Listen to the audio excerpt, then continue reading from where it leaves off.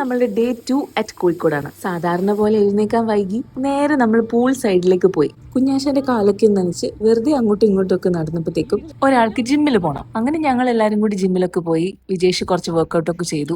എന്നിട്ട് നേരെ ബ്രേക്ക്ഫാസ്റ്റ് കഴിക്കാൻ വേണ്ടി വെച്ച് പിടിച്ചു.